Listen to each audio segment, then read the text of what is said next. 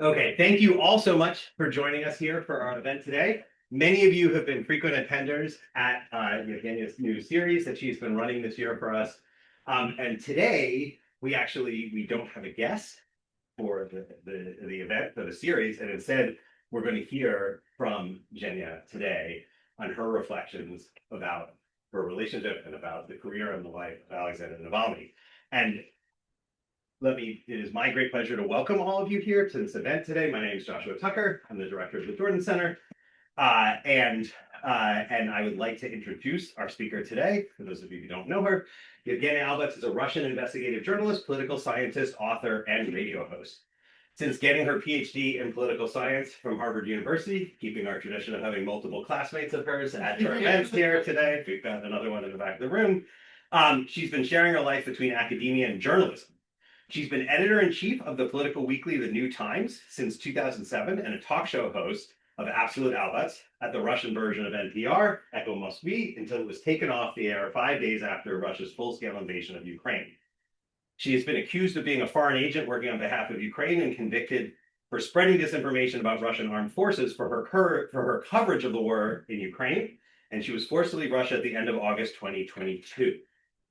She came to the United States at that point again, after having been here many times before, and she taught at NYU from 2022 to 2023, and then was a media and democracy fellow at the Harvard Kennedy School and a fellow at the Davis Center for Russian and Eurasian Studies at Harvard. Beginning this autumn, she's a research professor with the Department of Russian and Slavic Studies here at NYU, and she's working on her new book project. It is my great pleasure to welcome her here today. So please join me in thanking her.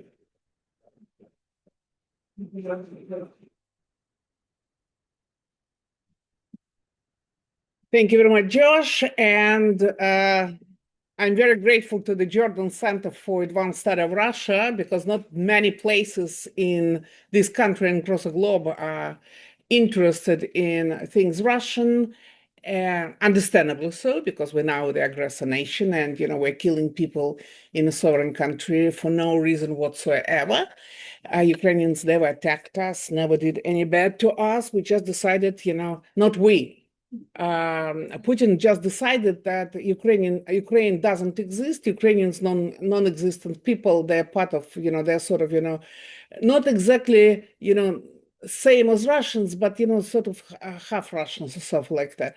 Anyway, so I'm very grateful to Jordan Center, to the Department of Russian and Slavic Studies, and to NYU for hosting me. Today I'm going to talk about Alexei Navalny. We know each other, or we knew each other since 2004, and we were in close correspondence all the way until he was killed in the Arctic penal colony Harp in February 2024, 2 years ago. I got his last message from Harp, and then,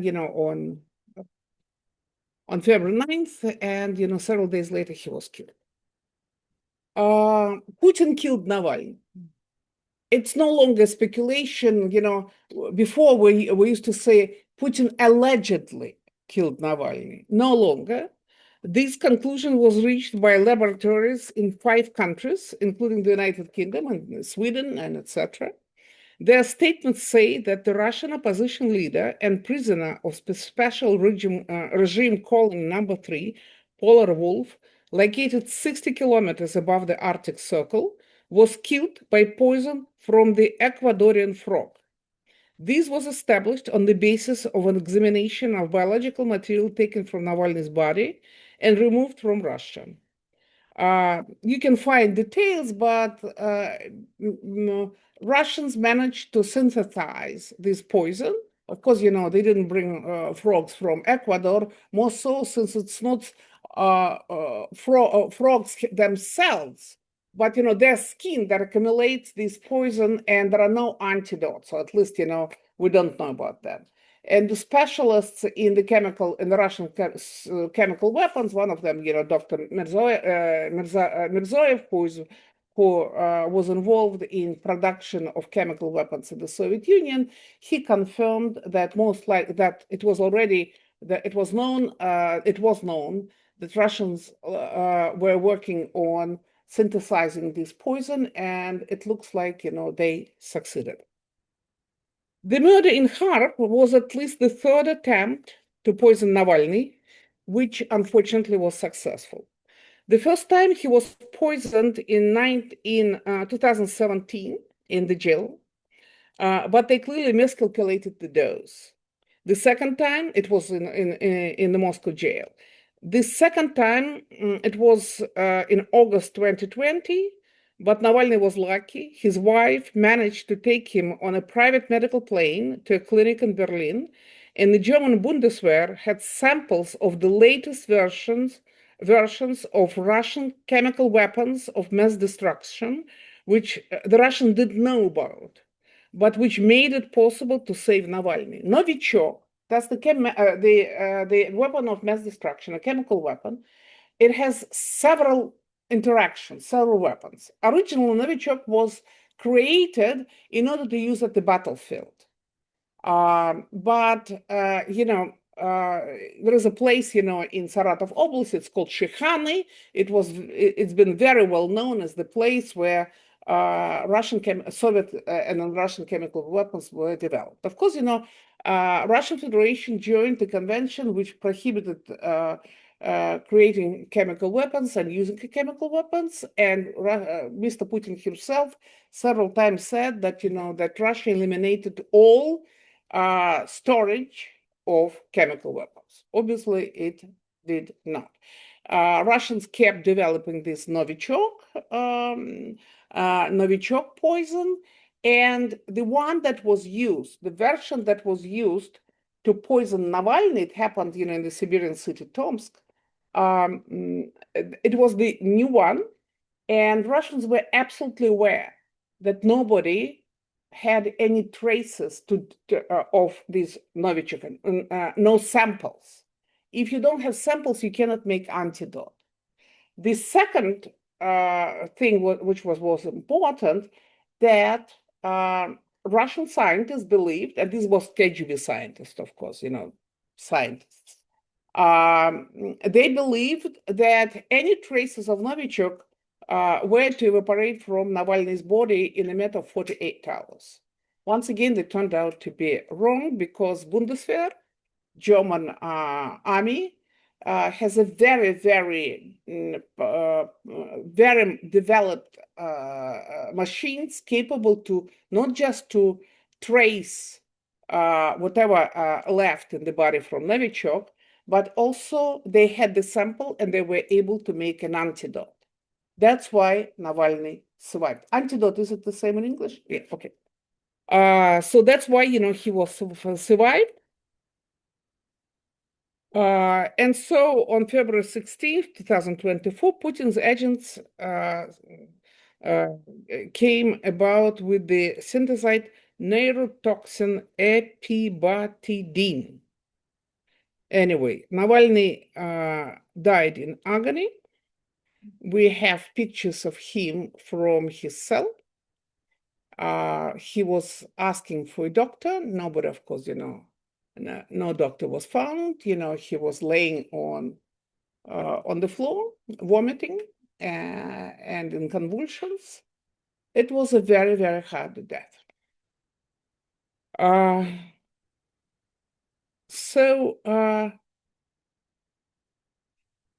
Of course, it is.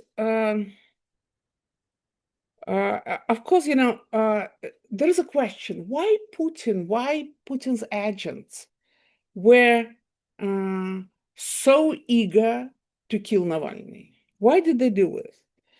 And we have to give Putin one credit: his acute instinct for self-preservation and his keen sense of who his enemies are. Alexei Navalny was such an enemy, capable of taking power away from the Russian dictator. Much has been written. This is the cover of New Times, of my magazine, many years ago, I think 2017, something like that.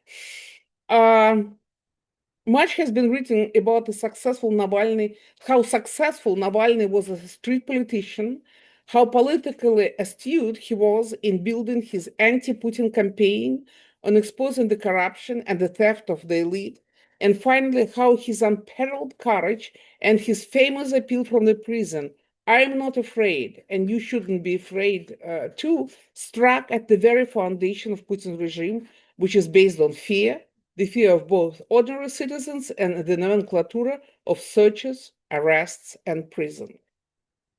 Looking back, one realizes that his life, Navalny's life, at least since 2012, when he was recognized by the broader public as a potential future president and as a hope of the Russian opposition, became a cycle of endless arrests, trials, and imprisonment.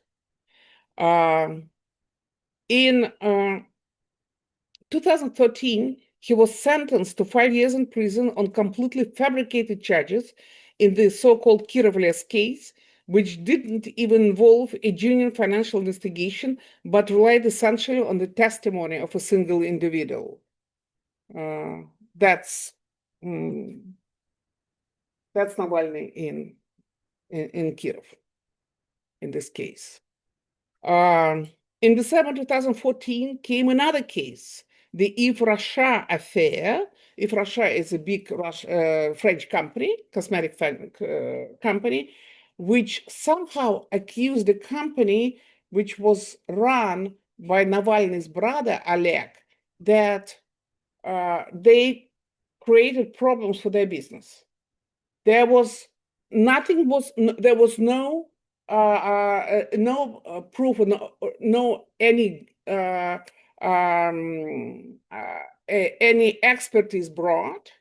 And later, after that, in a couple of months, Yves Rocher wrote a letter saying that they are not accusing brothers Navalny's in anything. They didn't do any bad. However, what happened was that the head of Yves Rocher in Moscow, he was a gay, and in Russia back already, it was a little bit difficult to be a queer person. So he was somehow blackmailed, and he was pressed to bring these charges to the Procurator General. And that's how the whole case originated. Then he left Russia, he returned back to France. He no longer lives in France. He went somewhere in South America. We have been writing about that, many, many articles about that. But that was the case. Navalny received a suspended sentence of 3.5 years, while his younger brother, Oleg Navalny, this is Oleg before jail, in jail, and when he was released. His younger brother, Oleg Navalny, was sentenced to 3.5 years in penal colony, much of which he spent in solitary confinement. For Alexei, this was unbearable. He understood that Oleg had been imprisoned because of him, that the authorities had jailed his younger brother, whom he felt it was his duty to protect, leaving behind a wife and 2 small children. Then, in 2020, the year Putin staged the constitutional coup, rewrote the constitution, and effectively secured the presidency for life, Navalny was poisoned with a military-grade nerve agent from the Novichok group. He survived, recovered.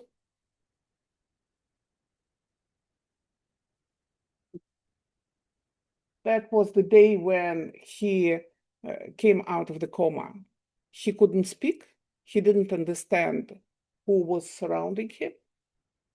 He couldn't walk, of course. He couldn't eat. Everything. That's, unfortunately, the nature of Novichok poison, that it creates some unbearable things to people's, to a person's nervous system.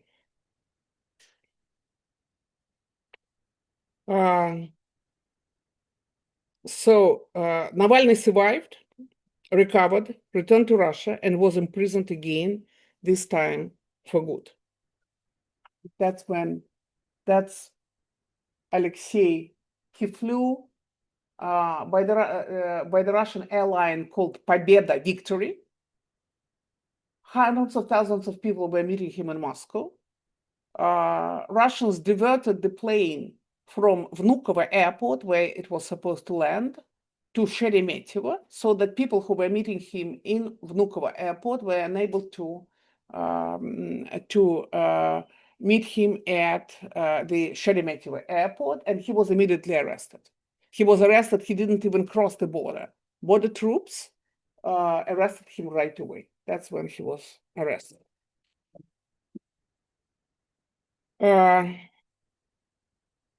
Looking at Navalny, Putin confronted something deeper. A figure, not just, his political rival, not just political opponent, but a figure who embodied many of the qualities he himself had once dreamed of possessing but never did. I love this picture. This is Putin. Vova. He was called Vova. This is Mr. Sobchak, the first democratically elected mayor of Leningrad and St. Petersburg. And this is Mr. Putin, his assistant. And the KGB guy who returned back from Dresden, where he was on assignment from the personal department. Putin never was a spy. He never was part of the Soviet intelligence. He returned back to Leningrad. He didn't get any decent job. So the only job that he was able to get was assistant to the dean of the Leningrad State University. That was the kind of jobs that burned down spies usually got. In intelligence department, now it's called SVR. Then it was the first main directorate. I spoke to the head of the then head of the first main directorate.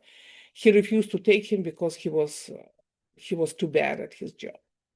And Putin started in the ideological counterintelligence. He was searching for dissidents.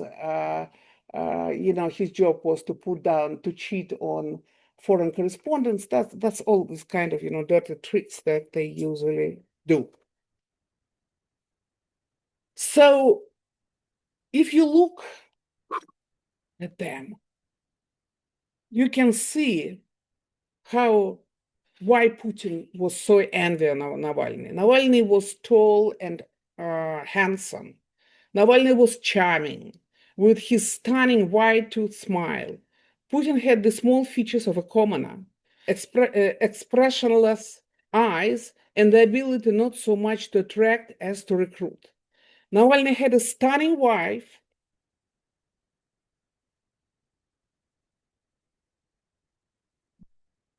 Navalny had a stunning wife and a large, close-knit family, while Putin's personal life was a mess. Navalny could talk to people from all walks of life and inspired them.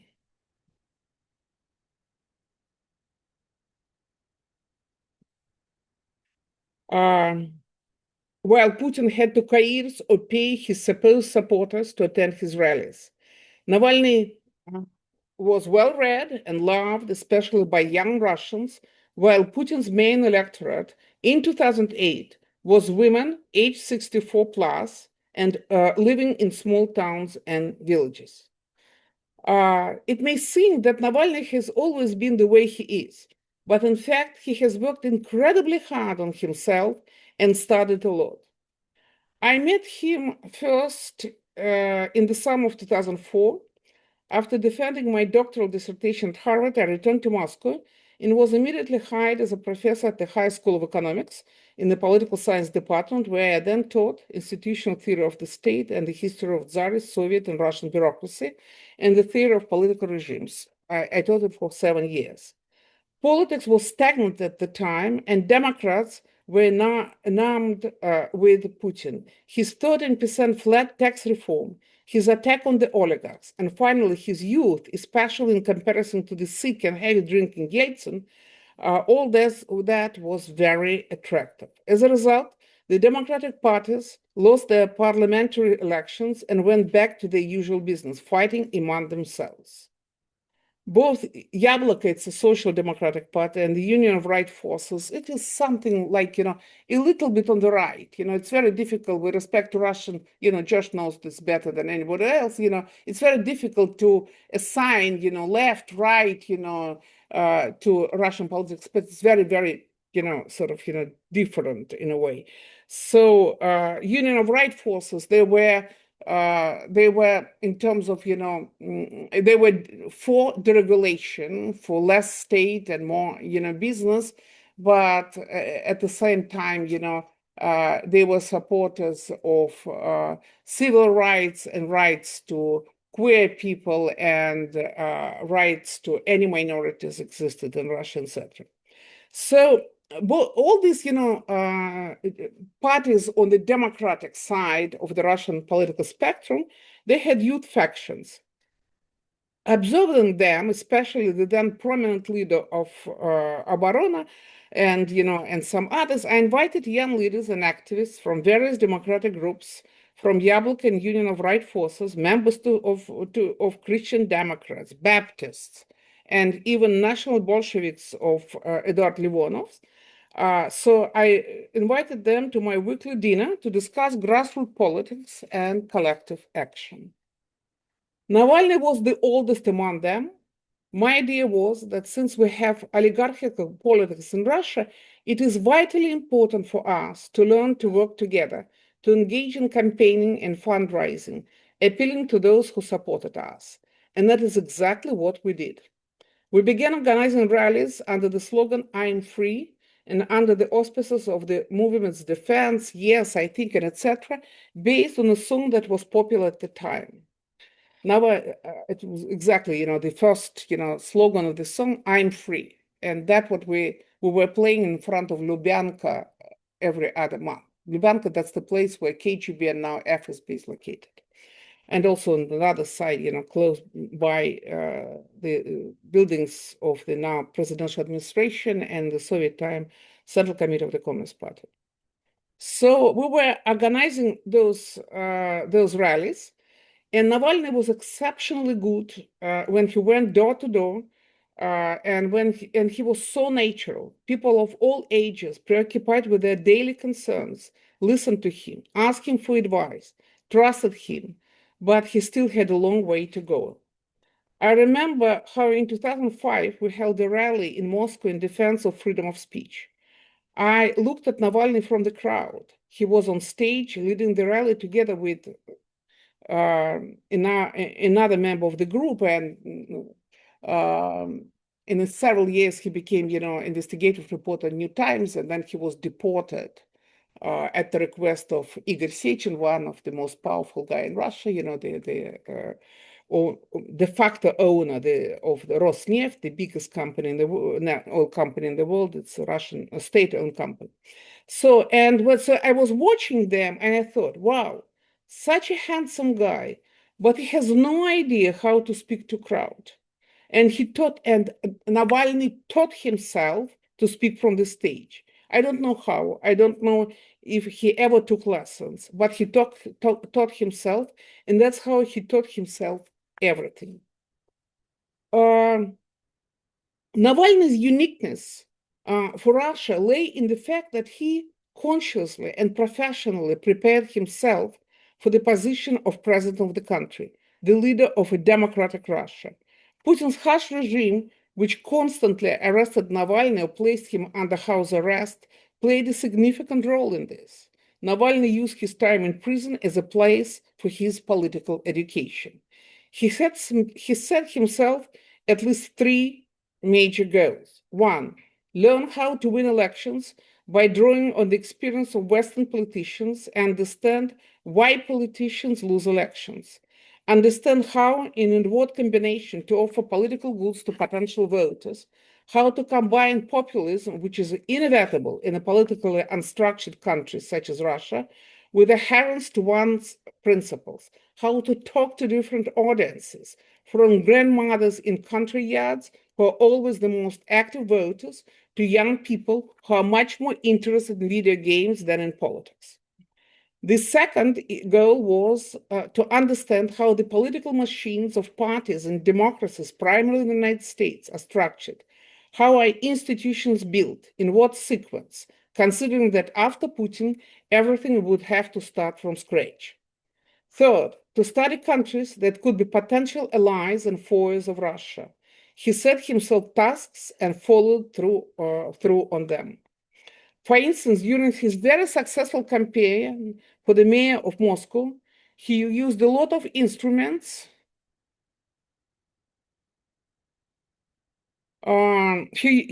That's his, one of the pictures from this campaign. He used a lot of instruments he picked up from different TV series. He told me back then in the interview, quote, "All my meetings with voters are like in TV series The Wire, which incidentally is Obama's favorite series. These are episodes, the third and part of the fourth season of The Wire, where the Baltimore mayoral elections takes place. That's exactly what these meetings look like," Navalny said. In the series House of Cards, for example, there is an episode where one of the characters meets with voters. There I saw chairs for elderly people who came to the meeting, and that's exactly what he did. He was the very first. It's never ever happened. You think it's so simple. People come to your rally, during election campaign, and in Russia you stand everywhere, in church, except for the synagogue, but and during the rallies, So he brought all these chairs. So he asked to bring chairs for each and every of his meetings with people, and he had 3 meetings per day. I remember when he called me once during this campaign and said, "Shane, I'm so tired. I cannot do it anymore." And he had a very, very good logistics and a very good campaign manager, Leonid Volkov. And he said, "Can you call Volkov and ask him maybe, he can, reduce." And so I called Volkov. I said, "What are you doing, Lenya? What are you doing, with Alexei? He's exhausted." And I remember how Volkov responded to me as saying, if he wants to be a mayor of Moscow, he has to do it. And he kept doing 3 meetings a day. Something he picked up from the series Homeland. Other stuff he learned from his studies at Yale University. Navalny was a World Fellow at Yale University in 2010. Once again, he told me, quote, "For example, we had a meeting there with Howard Dean, who was then head of the Democratic National Committee. He said that during an election campaign, 30% of your time is spent meeting with voters and 70% is spent on the phone asking for money. Talking to American politicians, I realized that elections are simply hard work for the candidate and his staff, and that our election campaigns, which are built on PR people and technology, are nonsense," end of quote. Navalny's 2013 May's campaign was the very first grassroots campaign ever in Russia. Navalny was endlessly placed in temporary detention sentence. In 2 years, according to his colleagues' calculations, he spent more than 300 days in what is called EVS. EVS is a jail for short sentences. For 10 weeks, 10 days, 2 weeks, 30 days. And, it's much easier to be there, in terms of, how we can, the possibility to bring food, to bring, some important things, you could take a shower, I think, twice a week, whereas in jail only once a week. So in 2014, he was placed under house arrest and used these months to educate himself in political science, a field that, like sociology, didn't exist in the Soviet Union. And Navalny had nowhere to take courses on bureaucracy or institution building. I visited him and Yulia in their small two-room apartment on the outskirts of Moscow called Marina during his house arrest. There was an entrance hall that served as a living and dining room. A treadmill was in the corner. Navalny was not allowed to jog outside. Opposite the treadmill was a bookcase. There was a pile of thick volumes in English, books on political philosophy, governance, the structure of regimes and institutions of power, and memoirs of politicians. And by the way, Sergei Guriev was one of his major advisor on all books in economics. During this year, Navalny took courses that required from graduate students at Harvard University. By the way, in their apartment in Mariana, the kitchen window overlooked the house across where the KGB had bought or rented an apartment and from which they monitored Navalny and his family 24/7. 24/7. There is it's very easy technique, you can read in many books how you do it. You screen the windows and you get the information, everything what is happening inside the apartment. But also, of course, there were video cameras from the top apartments. So these two young people, whether they were making love or taking a shower or playing with their kids, they were under constant surveillance. The authorities love to conduct searches at his house.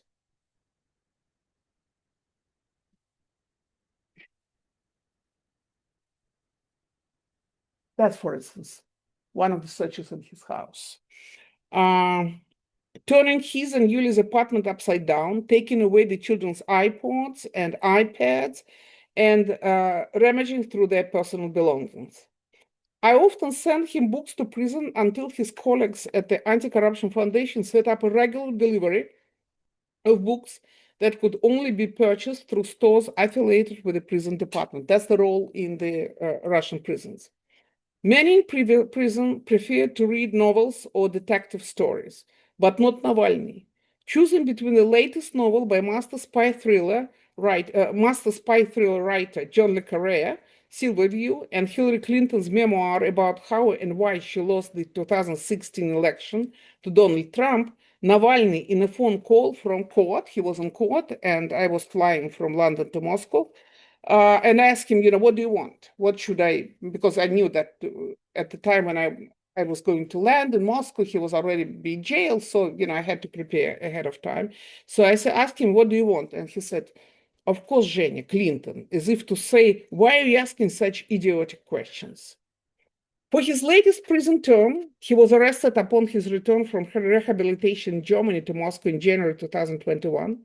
He set up for himself the following goals.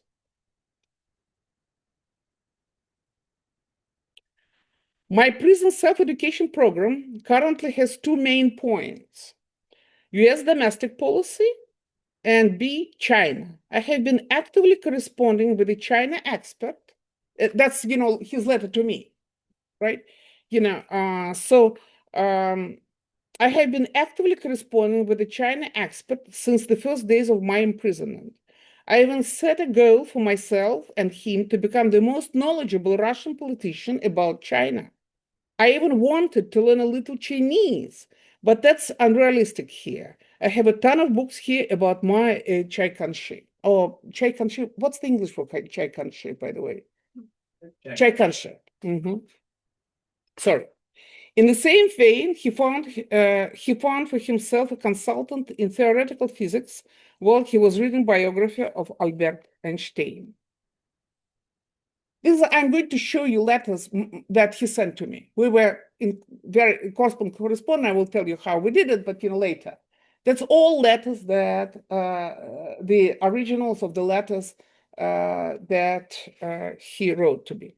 In another letter from Special Regime Colony number 2 in Pokrov, it is the colony 3 hours east of Moscow by car. That was his initial correctional facility described by lawyers as a breaking camp aimed at psychological pressure. There, Navalny went on hunger strike and was on hunger strike for 22 years. He almost died. So that's the translation. Thanks for the Nietzsche essay I sent him on advantages and disadvantages of history for life. Mind-blowing. Remember, Josh, it was 1061, Nietzsche. Yes, it was in the course 1061 in grad school. Yes. That we were supposed to, we had to take. Yeah, it was, a required course. So mind-blowing. It is about us. Cross out Germans and write in Russians. When he, meaning Nietzsche, writes, quote, we, the German people, are descendants That exactly, end of quote, that exactly what Putin is doing to the country, condemning it to stagnancy through this enslavement to the archives, meaning to the Russian past and to the history of the Russian imperial glory, which has become the main and only ideology in Russia, writes Navalny. Reading the essays of German philosophers is difficult, of course, but powerful. I read them and regret dropping out of German class while in the university. I don't understand how Russians read German philosophers in Russian. It's impossible. But in English, English translations are marvelous. Because I was able to compare. And you have to understand that political philosophy also didn't exist in the Soviet Union. Hobbes was before the collapse of the Soviet Union. Hobbes was published in 1938, and that's it, and never since. Plato was censored all the way until the collapse of the Soviet Union. Aristotle's discourses, they were not published, only Prince was published. And so Nietzsche, of course, Nietzsche didn't exist. Of course, he was so anyway, so political philosophy didn't exist. So before I proceed further with him getting education in his jails, let me tell you a little bit about Navalny's background, so that you appreciate what he was doing and what kind of willpower he had in order to make himself Navalny the way we knew him and admired him. He was born into a family of military lawyer. There was no lawyers. There were no lawyers in the Soviet Union. There were jurists, sort of. This is his mom, Lyudmila Ivanovna. This is his father, Anatoly Ivanovich. This is Alyosha, Alexei Navalny. And this is his younger brother, Oleg. I brought books, this is Evgeny Feldman, who was sort of, his photo guy during especially Navalny's campaign in 2018 when he was running for the president. He published this book, and last year it came to me all the way from, it published, of course, outside Russia. You cannot bring this to Russia because Navalny, even in his death, he's still terrorist and extremist, His lawyers filed a case and asked to strip him, because he's dead. And the response was no, he's still terrorist and extremist. So you will be able to see these photos, and that's the book of his memoirs that is most interesting, his diaries. And this book came in many, many languages and also in English. And of course, I have it in Russian. And there is some photos you can pass around, that Kirill, thank you, Kirill, producer of our series, he printed out. So his father was Ukrainian and his mother Russian. Every summer, Navalny would visit his grandmother in Chernobyl. His grandmother, had it was in the village near Chernobyl. She had a house there, where the family had a large house. His grandmother deeply despised the Soviet regime, considering it evil. She had survived the Holodomor. And for Navalny, these conversations became one of the earliest universities. The family lived, because his father was a military guy, the family lived in a closed military town. There were about 60,000 such towns in the USSR. You couldn't just walk in or drive in, you were supposed to receive a pass or a special invitation, and there were all kinds of guards at the gates. So, as you can guess, the schooling there reflected the environment. There were not also schools in the Soviet Union were public, and they were not exceptionally good. Alexei's mother, Lyudmila Ivanovna, she was an accountant, nevertheless made every effort to ensure that her children read Russian and Soviet classics and learned to distinguish good from evil, right from wrong. Navalny's weak school preparations prevented him from entering the judiciary department of Moscow State University. At that time, it was the best school in Russia. So instead, he enrolled at the Patrice Lumumba University of Friendship of Peoples in southwestern Moscow. In his memoir, Patriot, Navalny writes with notable candor about the atmosphere at the People's Friendship University, particularly the law faculty, the judiciary faculty department, where academic assessments were commonly passed through gifts and bribes rather than merit. The university had a reputation as a place where virtually any kind of drug could be obtained, including hard drugs. It was early 1990s. During the Soviet era, students from the developing world studied there. This was one of the ways the USSR sought, often quite successfully, to build its soft power in Africa, Asia, and Latin America.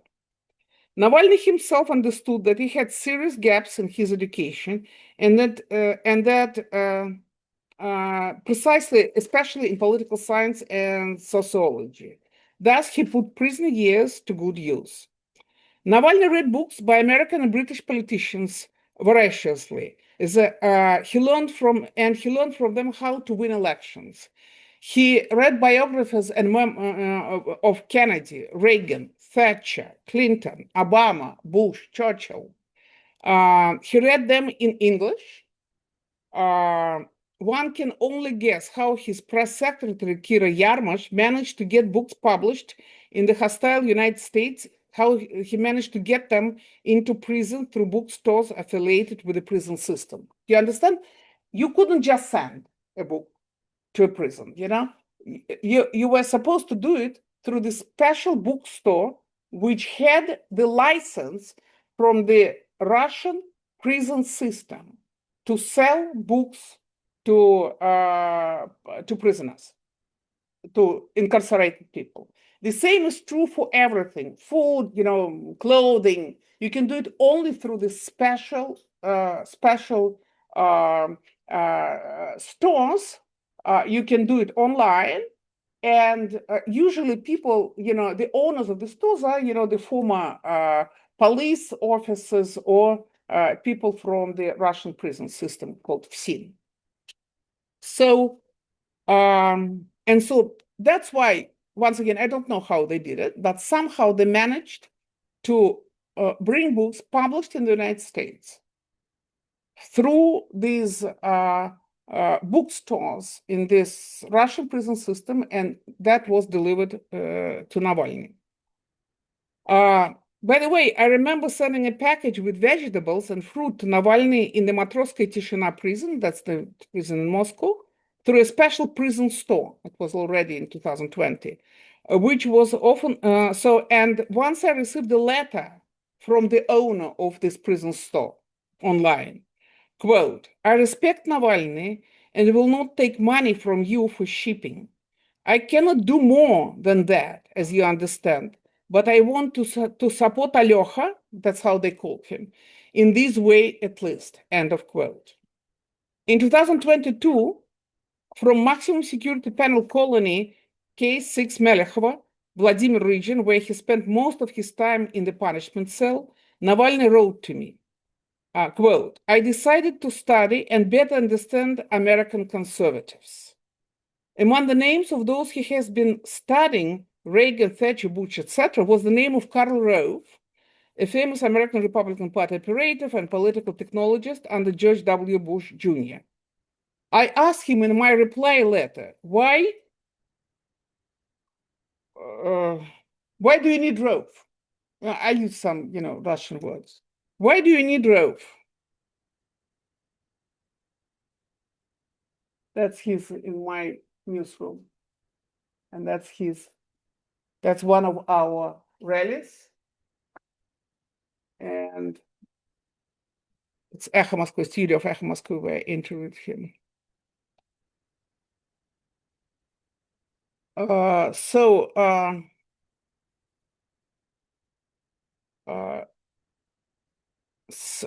you know, I asked him, why do you need Rove?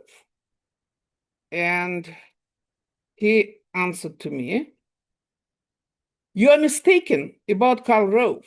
It is a very interesting book. But I understand that for an American liberal, it is similar to a book, I don't know who to compare it to, by Surkov. It was the ideological operative in Putin's first and second administrations, an extremely cynical person, Surkov, or by Dugin, a Russian philosopher, a fascist, you know, one of, you know, Putin's, you know, lackeys. Navalny elaborated.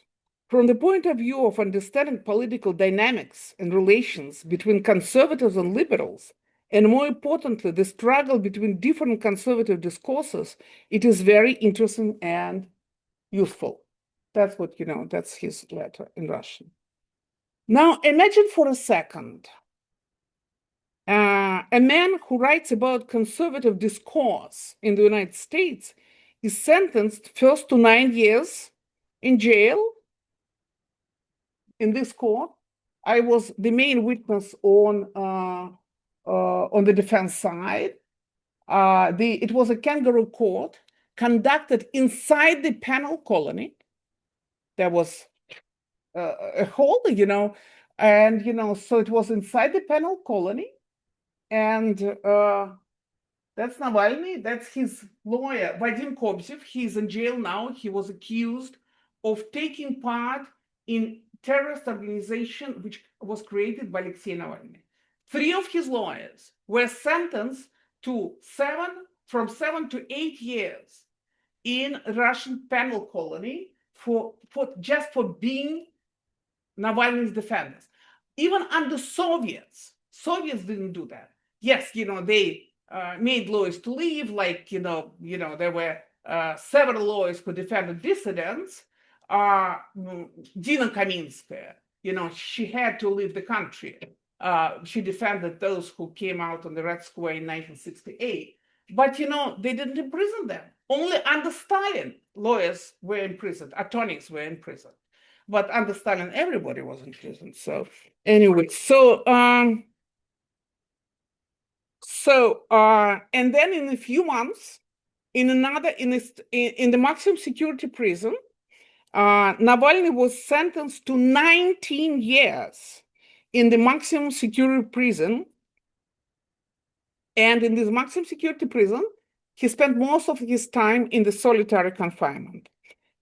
This means solitary confinement it is a 3x2 meter cell, a metal table, and a stool bolted to the floor, a bunk bolted to the wall from 5 a.m. to 10 a.m., no hot water ever, 1 shower per week, freezing temperatures in the cell from October to April, a small window under the ceiling from which nothing but gray clouds can be seen, and stifling heat during the hot Russian summers. On top of everything else, this 47-year-old man, who was 190 centimeters, so it was 6'3", 6'2", 6'3", something like that, yes. He was very tall. He was constantly starving. As punishment, he was forbidden from buying extra food in the prison store, commissary, it's called, you know, in the American prison, it's called commissary. And the prison food lacked any protein and was full of potatoes and carbohydrate, carbs. He never gets any vegetables or fruits, and he dreamed of an apple. On Sundays, he treated himself to a cup of instant coffee and white bread with butter. That was his treat. Of course, his prison cell was bugged and equipped with a video camera. And I really, you know, I imagined the scene. Putin was watching Navalny's life. That's my imagination, once again. Putin was watching Navalny's life, enjoying his torment, or ordering his lucky ones in opulence. He's sitting too comfortably, and then a life prisoner who doesn't, and then they put a prisoner, another prisoner, in his small confinement. This prisoner didn't wash himself and urinates on himself. He was placed in Navalny's cell, and Navalny taught him to go to the toilet in a hole in the floor. It's called parasha. Wash himself, even brush his teeth. So, of course, it was real hard and bad. So Navalny wrote to me that he's in prison. That's how he looked.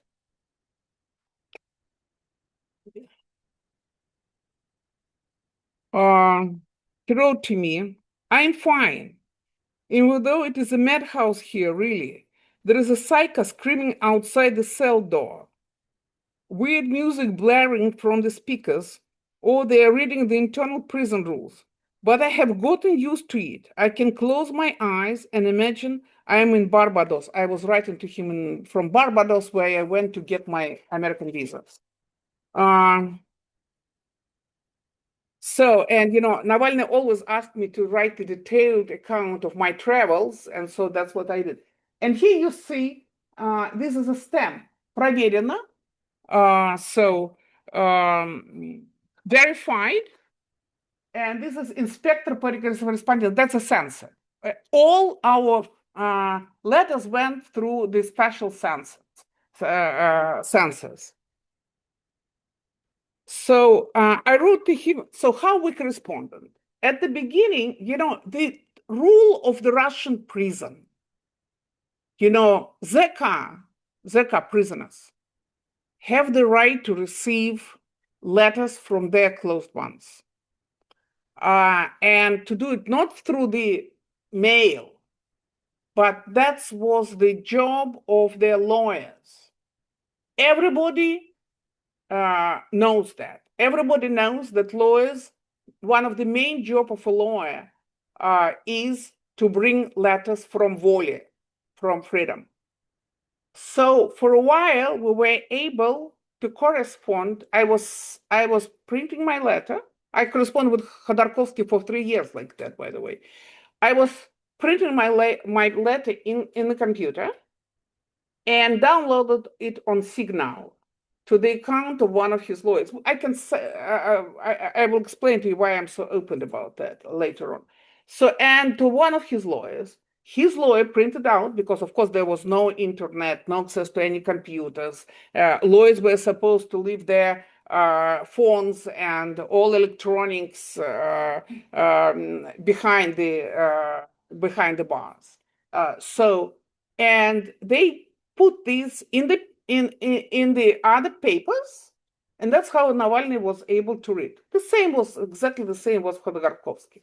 Unfortunately, it became impossible as of autumn 2022, because it became known that FSB Chekists, they put a video camera with which was able to enlarge texts in the ceiling of the cell where Navalny met with his lawyers, and they were filming everything. So it became totally impossible to do. So we corresponded from what is called, there is a special website, zona.ru. Correspondence is paid for by the sender for each page of the letter, for photographs, for everything. Also for blank sheets of paper for the addressee to write a reply on, because there was no way to get paper in jail. So some sheets of paper given to Navalny were all smeared with black paint, as was the case when he wrote a reply to a letter from Carrie Kennedy, daughter of Robert Francis Kennedy, brother of assassinated President John Kennedy. The story was the following. Sometime in late autumn of 2022, I had a lunch with a colleague of mine from the New York Times, whom I had known since he was stationed in Moscow. We were talking about Navalny, and at some point I told him that Navalny got mesmerized by the biography of the late Robert Kennedy. And so apparently my American colleague told the story to Carrie Kennedy, daughter of Robert Kennedy. She suggested to end, she said, no, this is bad biography. I'm going to send Navalny right biography. And I had to explain that, Madam Kennedy, unfortunately, I don't think that your parcel with the right biography of Robert Kennedy was going to get to Navalny. I'm afraid that it will be lost somewhere in the mail. So then she suggested to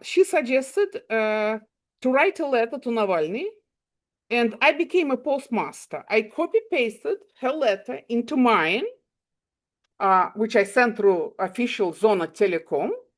And those idiot censors, they just didn't realize that I was sending letters from some American. And so that's what she sent to Alexei Navalny. For Alexei Navalny, with deep admiration for your commitment to justice. Thank you for, of hope. Yes, for ripples of hope, Carrie Kennedy. And that's portrait of Robert Kennedy. And this portrait was on his cell. He kept it in his cell. It was amazing that, that he did it. But the most amazing was, of course, his response. So he wrote back in English. And,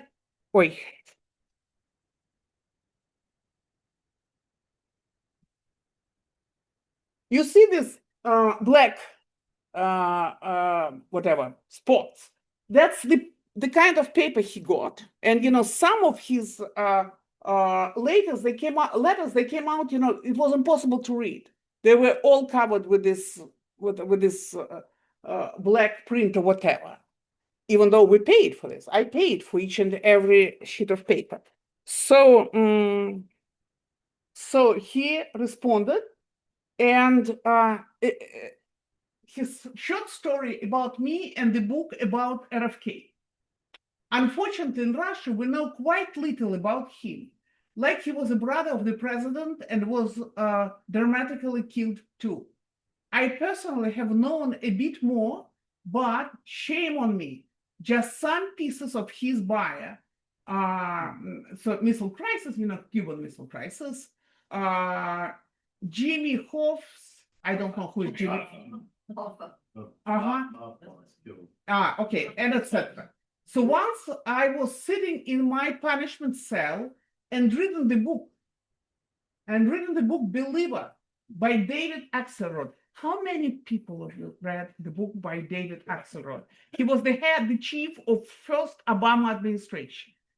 I mean, now, but of course, Navalny did, because that was his education. So the book Believer by David Axelrod, Obama's chief strategist. Great, fantastic book. There is a cool moment in that book when Axelrod describes the exact moment when he decided that he wants to be in politics. When he was 5 or 6 years old, his aunt took him to your father's rally. RFK is what they RFK, call yeah, Kennedy. Yeah, RFK, of course, was barnstorming NYC. What is it, NYC? By he was like campaigning in New York. Okay. These days. And despite his young age, this boy absolutely thrilled and captured by RFK performance and the vibe of the crowd. So the author pictured these moments so great that I have decided I should know more about RFK. I mean, once again, just imagine the guy is sitting in solitary confinement. He's starving.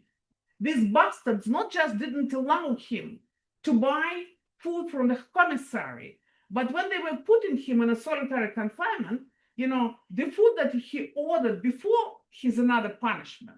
That was a punishment to put, the so-called shuzo. I'm not going to explain to you. It's just too difficult, all the names. But anyway, he ordered the food. He was allowed to buy food for 9,000 rubles a month. It's approximately $90. So So he was buying himself, some eggs, some milk, white bread. So he ordered this before he was punished. Then he was put in the punishment cell for everything. He was put for punishment for everything. He didn't button up the way they wanted. He didn't say, anyway, it doesn't matter. So they brought this food to him. They showed this food to him, to the starving person, and then they dumped. And he was writing, he was explaining in this letter. I especially went to the maximum security prison in upstate New York. I wanted to know, and there were people, there was one guy who said, I killed 5 people. Anyway, I spoke to people, who had, life sentence, 60 to life, 40 to life, and I asked you, how often can you buy food from commissary every day? How much? This? What do you buy? I have a cooker. I cook chicken, rice. I don't want to say. I know. I read a thing or two about American prison. I understand it's not a sanitarium. It's not a great place to be. But and they were allowed to see their wives every 3 months. Navalny was allowed to see his wife twice a year. Twice a year. For 3 days. So that was his response. That's his, in one of his quotes. And now that he was done after he was killed. That was his most. So I say the final curtain. My friend, I'll say it clear, I'll state my case, of which I'm certain. I've lived a life that's full. I traveled each and every highway and more. That's his. More than this. I did it my way.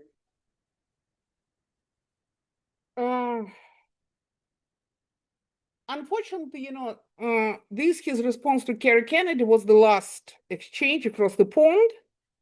Madam Kennedy, next letter never reached Navalny, as neither his response did. Census killed them. As they killed all the letters I sent to Navalny from the war-torn Ukraine, when I covered it on the ground, traveling Ukraine from Khmelnytsky in the west to Nikolaev, Kherson, and Odessa in the southeast.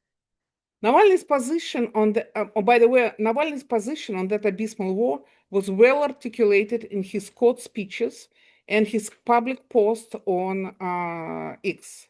It is a war of aggression on part of Russia, which should return to, and Russia should return to 1991 borders, meaning deoccupying Crimea Peninsula, annexed in 2014, as well as those regions of Ukraine in the east, west, and in central Ukraine, which Putin's army conquered since 2014. Of course, eyes of the secret police on all things related to Navalny didn't allow us for frank discussion of Russian politics, though we argued sometimes heatedly about the reasons that Russia evolved into the aggressive militaristic fascist state. Navalny was very critical about corruption on the part of the Russian reformers. I tended to see the failure in the institution building in Russia.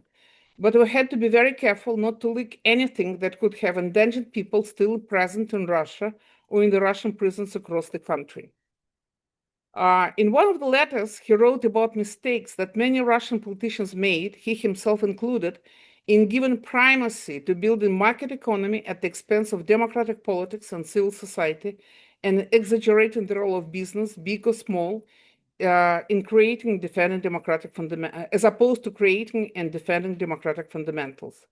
In another letter, he thought about the experience of countries from which the beautiful Russia of tomorrow, that was the slogan of his group, those nations can benefit, those nations which went through dictatorships and autocracies and who managed to get out and build this decent, rule-based and safe life for their citizens, like Chile, Taiwan, South Korea. We discussed this extensively.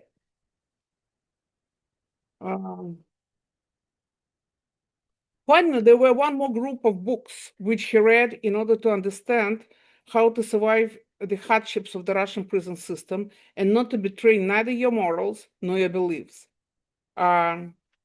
He was reading memoirs by South African Nelson Mandela, Soviet Jewish activist and prisoner Natan Sharansky, and the Soviet time human rights activist Alexander Podrobinky. He wrote, "Nothing has changed. Everything is just as it was in the Soviet Gulag. The same punishment with cold and hunger, the same endless solitary confinements, mental hospitals, and prison-like cells." Natan Sharansky, the former Soviet, the prisoner in the Soviet Union from 1977 to 1986, wrote a letter to Navalny in jail. Sharansky himself withstood deprivation, torture, and 400 days in solitary confinement, including a 110-day-long hunger strike. Having been given a Russian language copy of Sharansky's 1988 memoir, Fear No Evil, which he read in prison, Navalny, who spent nearly 300 days in solitary confinement during his last prison term, wrote to the former refusenik to express his admiration and gratitude. Quote from Sharansky, "It was clear he was really being pressed by punishment. I think that Putin always had this idea that he has to kill him. So they tried to kill him through punishing him. And so all his spirit at this moment, all his fighting spirit, I felt it very, very strongly in his letters," Sharansky said after Navalny was killed. And one more quote from Sharansky, especially, this quote, "To those who keep asking why Navalny dared to return back to Russia after he was poisoned and survived." Quote, "When he, Navalny, expressed his views that," quote from Navalny, "reading your book makes me optimistic, it was clear that it is not optimism about his own survival. His optimism was about the results of the struggle. So I think he remained optimistic to the last moment, but not about his own life. He definitely understood that the moment that at that moment the only aim is not to survive. If you make it the goal of your life to survive, then you're finished. You are not fighting anymore." The last message I got from Navalny was when he landed in the polar panel colony in the Arctic town Harp. There was no electronic post-mail available, paper letters only with a duration of several weeks to several months each way. I wrote to him a detailed report on the state of the presidential elections in the United States, data, polls, predictions, analysis. He was extremely interested in that. I had always, and I was writing to him about gubernatorial elections, municipal elections. So sometimes I covered elections here just to write to him in jail. I don't know if my letter ever had gotten to him. I got a quick note from him on February 9, a week prior to his murder. For some reasons, he was left without a lawyer for several days of his last week. There was a rule among Russian human rights lawyers. If your defendant is in punishment cell or solitary confinement, you better visit his penal colony each day so that his prison guards knew that the Zakai prisoner was under control of his lawyers. It's just simply harder to kill somebody if there is an unwanted witness around. But Navalny was alone, and he was killed the day the Munich Security Conference opened. A few weeks before Alexei's murder, I had a dream. It was frighteningly real. Somehow I managed to get to Navalny's labor camp, get him out, and we were driving with him in the old Soviet sedan, Zhiguli. Navalny was dressed in prison uniform, and he asked me, "Zhenya, where are we going?" "I don't know. I responded. And that's when I woke up. And the last, that's the letter that I got from him at the very beginning of his ordeal in March 2021 from the Moscow prison 99/1. He wrote, Jenny, you found something to cry about. Everything is okay. Historical process. Russia goes through it, and we go along with it. We'll get there, probably. I'm doing fine, and I don't regret anything, and you should not. And do not be upset. Everything is going to be fine.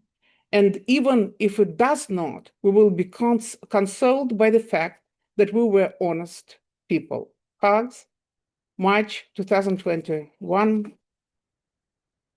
So, yeah, at least, we were honest people. We tried to fight, we lost. But Navalny was going to be an example for generations to come of somebody who believed in common good and believed of the beautiful Russia of tomorrow. Thank you.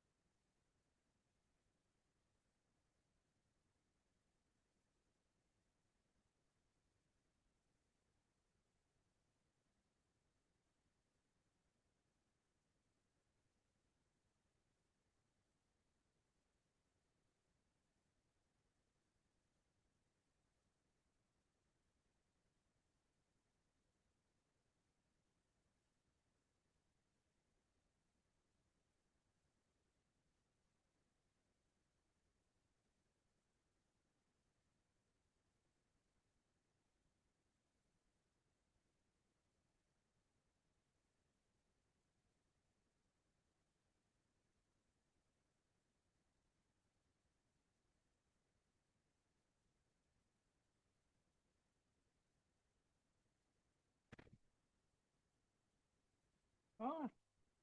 Wrote a lot last year when I was freelancing remotely for the Associated Press to cover the war mostly.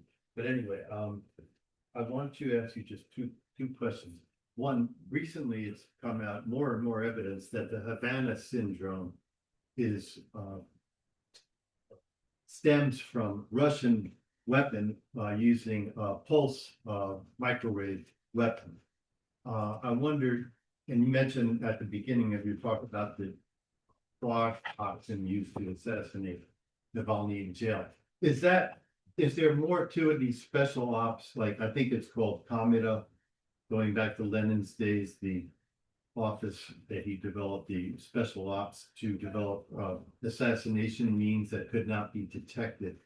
Is there a lot more that we don't know about Russian dissidents or in the West who have been assassinated? And just the other question is about the swap. There have been a lot of reports that Navalny was about to be exchanged for Russian citizens jailed in Western countries, including the assassin in Berlin. Forget his name right now. Those two questions. Thank you. With respect to, yes, there was a special lab, and there is a lab. There was so-called eighth main directorate, which had, that was the directorate in charge of creating all kind of cryptography, technical stuff, all this, James Bond stuff, So, and there was this lab poison, which was especially effective during Stalin's years, when, they were poisoning members of the Russian immigrant community, is predominantly in France. So, and of course, and it exists, and they keep developing all kind of poisons. I never investigated this, this case with respect to poisoning, not poisoning, but, there is something with the radio waves against people in American consulate and embassies. I read what was written about that. I know the guy who did the investigation. So he absolutely aware that it did happen. I saw his interview to 60 Minutes, and I think it was very convincing. And just lately, as far as I understand, I don't remember State Department or Intelligence Council, they said that there is something to that because, for quite a while, CIA didn't recognize those facts. I have no idea, I don't know anything more about that. As with respect to exchange, yes, he was supposed to be exchanged for the Putin's personal assassin, Makhnatkina. No, not Makhnatkina. Makhna was a different. All of a sudden, just slipped out of my mind. The guy who was in German prison. There was problems with German authorities. They didn't want to because the guy killed, assassinated some Chechen dissident on the territory of Germany. And so he was sentenced to life in prison, and he spent 2 or 3 years in prison. And so German authorities didn't want to give him up. And, by the way, some American journalists, for instance, David Hoffman, they considered that it was a wrong way to do because, that gives a wrong message to Putin. He will start, killing people and then exchange them for Americans who were sitting in Russian jails and etc. Now, there were talks about. I myself, I spoke with Angela Merkel, asking her to help, to do this exchange, and a lot of people in the Biden's State Department and Biden's White House, they were involved in an attempt to do this prisoner swap. Krasikov, of course. Krasikov, thank you so much. Krasikov, yes, Krasikov. He was personal Putin's assassin, and Putin promised him that whatever, he always was going to bring him back to Russia. It was Putin's promise. So, he has, admirations for these people. So, to be honest with you, I think there were a lot of talks that Navalny was killed right before this war. The problem is that to kill somebody like Navalny in jail, it's not something that you do overnight. First of all, you have to receive a key from Putin himself. The history of Russian Soviet political assassination suggests that no assassin, whether we're talking about Sudoplatov or others, these famous Russian assassins, no one would ever fulfill the order unless it comes from the very top. That's what Sudoplatov, the famous Soviet assassin, wrote in his letter to Nikita Khrushchev. They were always, and the same was true with respect to Brezhnev, when Todor Zhivkov asked Soviets to help to kill Bulgarian dissident Georgy Markov, and that was, General Kalugin, the famous General Kalugin, was in charge of this whole operation, and he was killed with a poison in London. So first of all, Putin had to okay this. Secondary, these kind of orders, they have to go only through one chain of command, only FSB.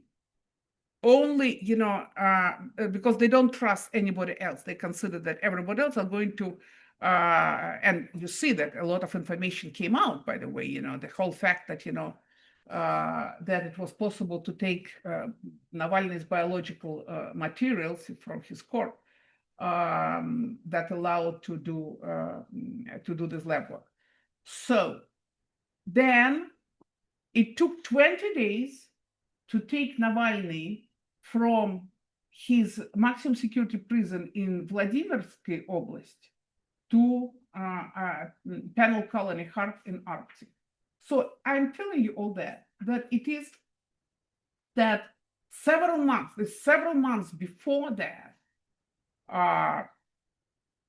Putin's people got the order to get rid of Navalny. I don't know how he said this. Most likely said, "Он мне так надоел." That was enough. So was there a possibility? Some people say that I believe that it was the possibility. I thought that he was not going to kill him, to be honest with you. I thought that Navalny was too well known to kill him, to be honest with you. So anyway, so I thought that there was a chance. Unfortunately, it was dragging. Germans, Americans, Biden was slow, Sullivan was slow, and it was unfortunate. Yes, please. Thank you very much for your presentation.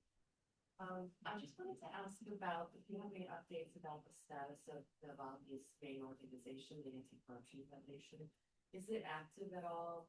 Is it possible for it to be effective in any way if it is active? And then just what do you think that Navalny's legacy will be? I think that the main Navalny legacy is I'm not afraid, and you shouldn't be afraid too. That's extremely important. We are people of the country where people were oppressed for centuries, where there was always this omnipotent state, and it didn't allow for people to understand themselves as citizens all the way until 1991, until peace.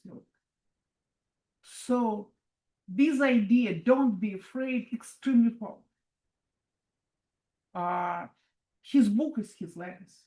His legacy is his legacy. As for the Anti-Corruption Foundation, some people are in jails. The absolute majority are in Vilnius, in Lithuania. They keep producing their investigations. They keep, they're doing, some of them good, some of them not very good. They keep working. Yulia Navalny announced that she's going to run for president of Russia, and he's trying to become sort of a leader of the Russian opposition. She's not very successful, but it's hard. He was extremely important when Navalny was alive. They were. I always kept saying that Alexei Navalny is not one person, two people. There are two people, two persons. Alexei Navalny and Yulia Navalny. She was extremely important for him as a discussant, as supporter, as somebody who kept his back, for somebody who kept the family intact, who took care about children, etc. Anyway, so I don't know what's going to happen to them. Unfortunately, it's hard to be in immigration. It's very hard. And many of us who badly want to be back. I dream about my place in Moscow.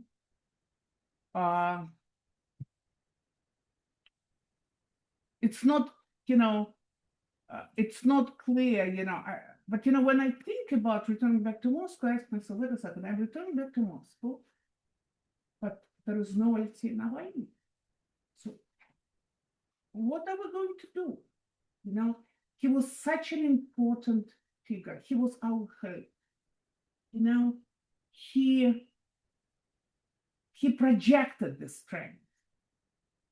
He supported, whenever I was sometimes, I was crying in my letters to him, and he was trying to, sort of to say, no, Jenny, what are you talking about? Do this, do that, When I started my YouTube channel, he wrote to me a letter of 23 pages, 23 pages long letter, handwritten, telling me how to do my YouTube, because, he was so good. He had, millions of subscribers.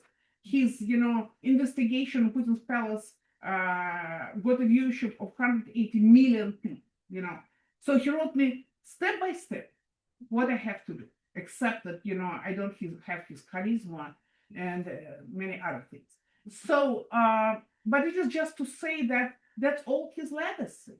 Whether Anti-Corruption Foundation will be able to keep him, I don't know. It's hard. They, for them, it was very traumatic event, and I think they're still trying to find their place without Navalny. Yes, Rory.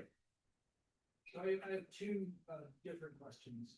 First question, can you explain to us why Putin was so keen poisoning Navalny, as opposed to the way Nemtsov was killed, the way Prigozhin was killed, and he's murdered a lot of people in old-fashioned ways. Why? What was the importance of poison?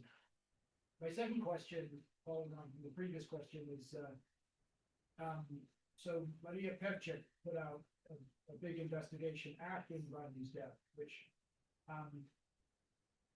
where she argued basically that Putin was the direct descendant of the reformers of the 1990s, and that Yeltsin and Gibson family were as responsible for Russia in its current form as anyone else. So I'm interested in how you think about that line of argument. Thank you, Roger.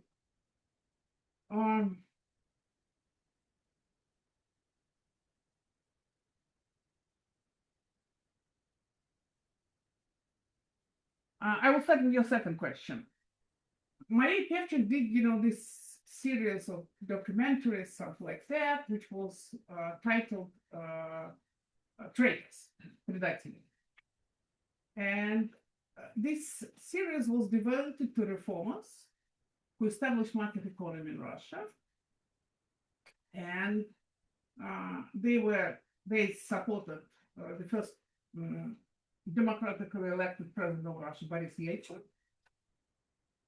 And some of them brought Putin into power. There are a lot of factual mistakes. I wrote extensively. I tried to, because first of all, I lived at that time, whereas she was either young or she was outside the country. Secondly, I was writing a lot about that. So there were a lot of factual mistakes. I do think that reformers made they made a lot of mistakes, but the major mistake was that they kept KGB intact. You can't reform, you can't turn Russia into a democratic country if you sustain its Gestapo. Just imagine for a sec, Germany after World War II, and you keep Gestapo intact. You keep people, you keep generals, and what is much more important, you keep institutional culture, organizational culture, and institutional legacy. Wait a second, how are you going to deal with that? Two most successful reforms of regimes happened under Bolsheviks, which changed Tsarist bureaucracy in a matter of 10 years, 98%, and Hitler, who immediately changed the Weimar Republic, Kaiser bureaucracy and Weimar Republic. The ways of Weimar Republic, totally failed to do anything with bureaucracy. So anyway, and reformers never did it. Why? I asked Georgy Budweis, one of the key guys at the first Yeltsin administration. He was state secretary. I asked him, why didn't you dissolve? It was the whole possibility to open archives, to bring out all this dirty stuff that of communists and Soviets, and just to bring justice to people, to their families, to their descendants. And he said, it was so boring doing it. It was fucking boring to have. Now, there was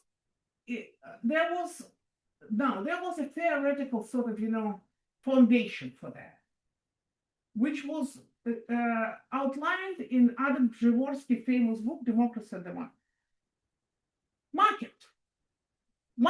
Market. Institutions come next. And remember, Przeworski wrote that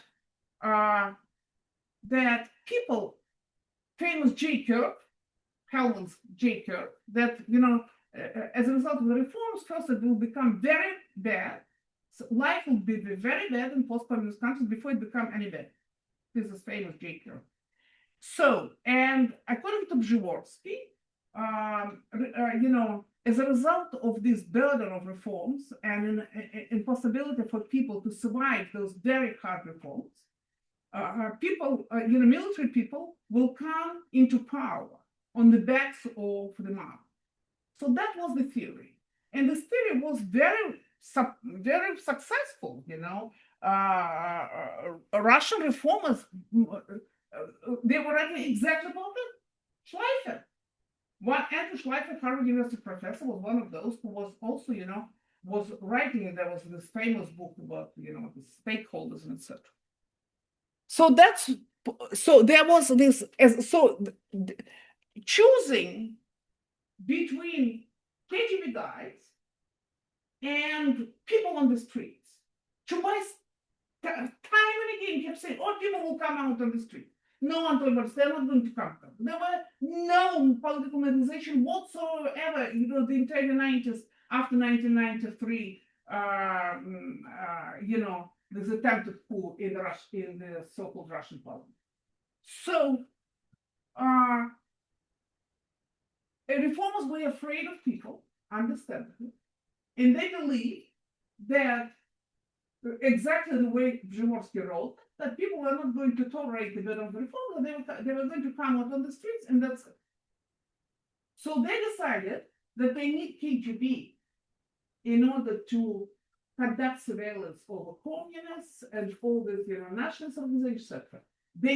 They consciously chose institutions of the old regime in order to build the new one, Tocqueville. I'm citing the beginning of Tocqueville's book on the French Revolution. You can't build something new out of the debris of the past. And that's exactly what they tried to do. Why? Because they were ignorant idiots. No, I'm sorry, Rory. I'm sorry. They were extremely ignorant. They knew something about market economy, but no one of them lived abroad. No one knew anything. Political science didn't exist. They didn't know anything about institutions. They didn't understand this, you know? So, and they didn't study Peter Paul, as we did. So, but now there are just factual mistakes. So, with respect to Boris Yeltsin, he wanted the then Minister of Railroads, you know, guy that was back then they were in the uniforms, you know, he was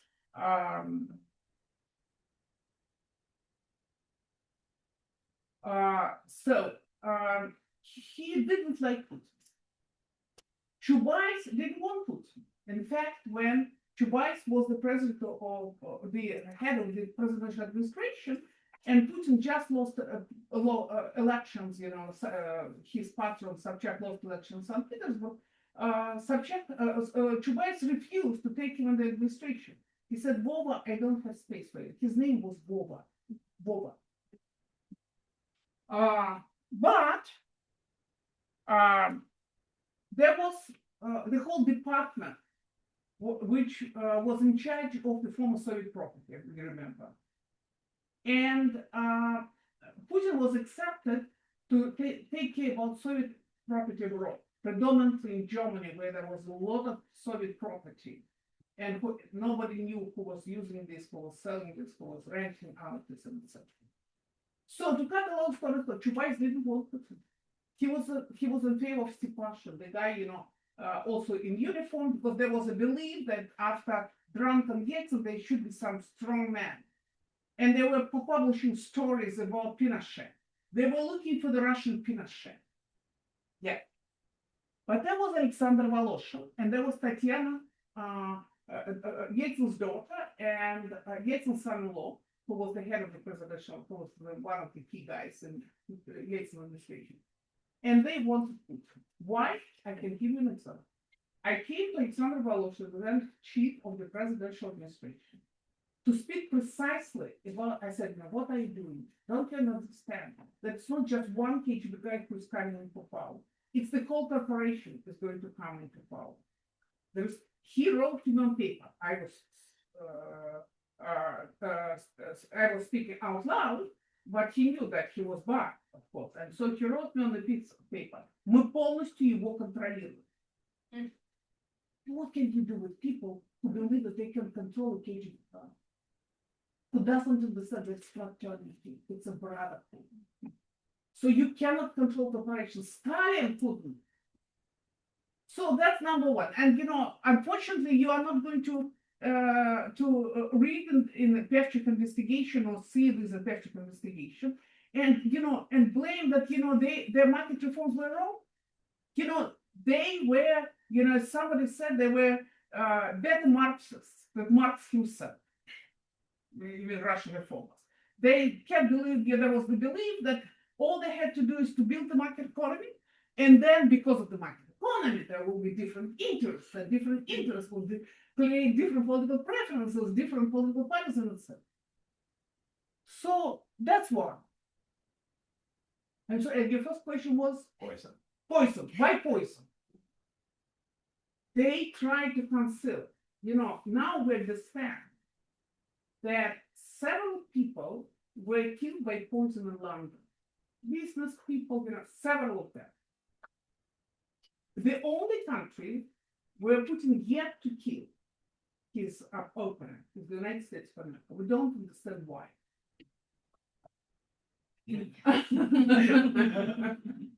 So, why poison? Because you know, the first time they tried to do it with Polony, it wasn't very successful. They were trying different, with Litvinenko, with the former KGB agent in London, who was poisoned the pollen. It was done very amicably, and one of the guys who, one of the assassins, Kofkel, died in Germany out there because he was also, got this. This was a radioactive material, and apparently there were traces all around Great Britain, so they realized, no, radioactive materials is not good to kill your animals. So then they turned to Novichok. Now, I spoke with the guy who created Novichok. Yeah, but it wasn't very difficult. And one of them scared, two killed. So,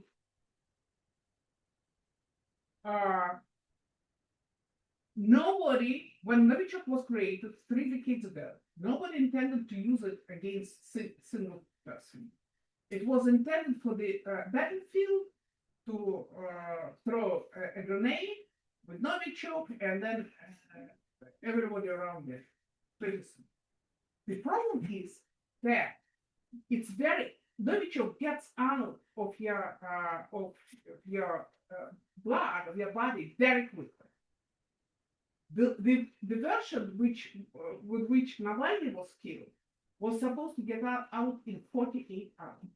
That's why Putin allowed to get Navalny out. They were absolutely aware. There was an interview with the guy from, the charge of the lab of the Bundeswehr, and he explained that just, several months before that, they managed to get the samples of this new Novichok. So spectrometer, I don't know what's the English for that. Spectrometer in Moscow, the best spectrometer in Moscow, which tested Navalny's blood, didn't show any traces. And so Russians were absolutely aware the Germans were not going to trace it. They didn't know that Bundeswehr had one first better spectrometer, and then they had, the samples of this new version of Novichok. Why? Because it's very easy, Rory. If Navalny didn't get to Germany, he would be dead, and everybody would be speculating. Did he had some alcohol before he died, or did he eat something? Was it a food poison, or like just we just recently I read the 200 pages of his official medical expertise, after his death, so Russians did.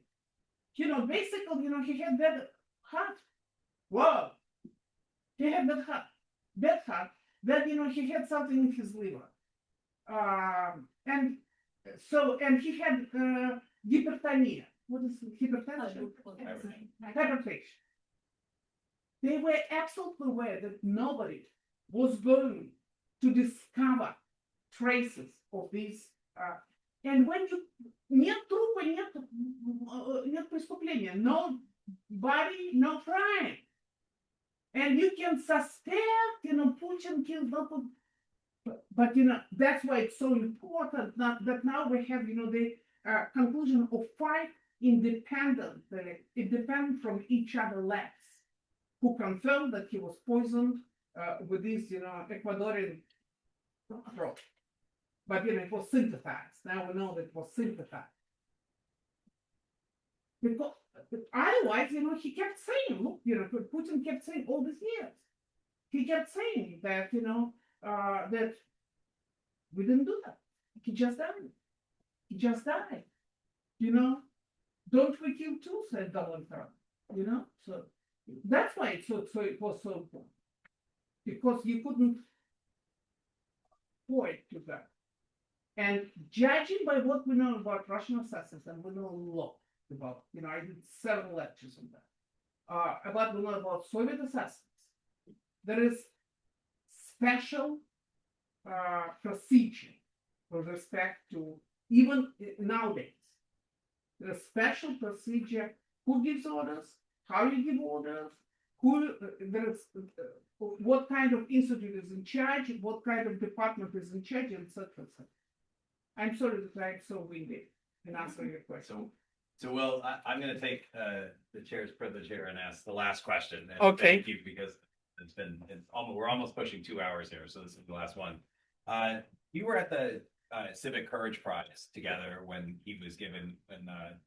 Navalny was given in absentia the Civic Courage Prize, and there was presentations, the video that you showed here, the CNN documentary that came out, and afterwards, the discussion that we had in my family about when we came home from that event was this decision to go back to Russia and to get back on that plane from Germany after he got better and to go back to Russia. And, you know, that's not a decision a lot of people would have made. And I wonder if in your final closing thoughts here, you can offer any insight that you might have had personally from talking to him about that decision to go back. And if not, based on what you knew of him, if you could just sort of shed a little more light on, you know, what was potentially going through his head at that time. Because when his story is told to people who know Russia, there's lots of details and there's lots of, you know, we get into all of these details. But when his story is told to people who don't know Russia, who just watch that documentary, and the people who just like learn about Navalny, I think in the long term, when people learn about Navalny, part of that legacy will be that decision to go back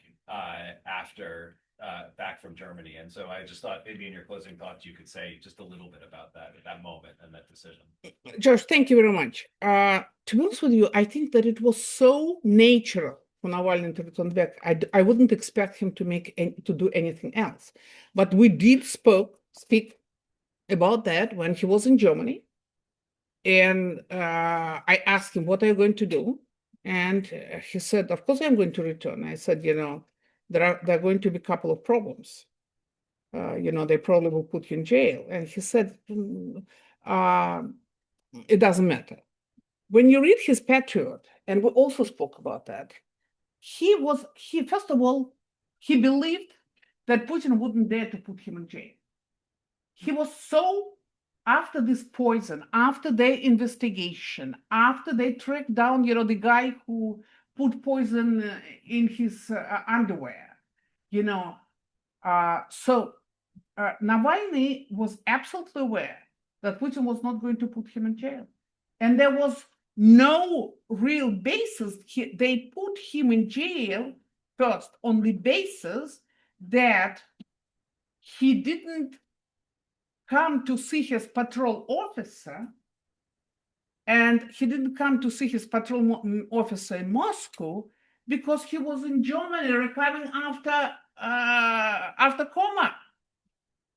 So, and his attorney, Olga Mikhailova, she's in Paris now, she told him, Alyosha, they're going to put you in jail. I said, okay, you know, if I have to.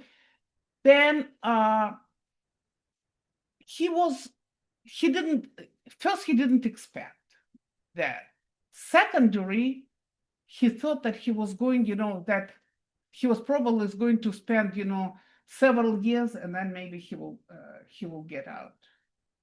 He realized that most likely he was going to be dead, that they're going to kill him sometime later. And sort of, you know, he told Yulia, last time Yulia saw him, visited him, it was July of 2022. And he told her that let's be realistic. Even if it's going to be, even if the change of regime happens, most likely they're going to kill me before then. And each of us, we have to live our own lives. That's what, you know, he cited in his book, Patriot. But at the same time, you know, for instance, in our exchange, he was constant. He was writing to me, Zhenya, do you really think that I expected Putin to put me in jail for 5 years? Of course, you know, I'm going to sit in jail until Putin is alive. He believed that, you know, this war in Ukraine, those billionaires who run who run Russia now, they're not going to tolerate this war. They wouldn't want to lose their property outside the country, their yachts, their billionaires, their accounts, and etc. So no, and finally, the most important thing, What was he going to do in exile? What? Govern what he, look at all our, so-called leaders of the Russian opposition. They lost. It's, you cannot, Navalny believed that he was a Russian politician and his place was with Russian people. And I think he was absolutely right. You cannot be a Russian politician and fight for good of your people from outside. And he made his choice. On that note, please join me in thanking Zhenya for her presentation.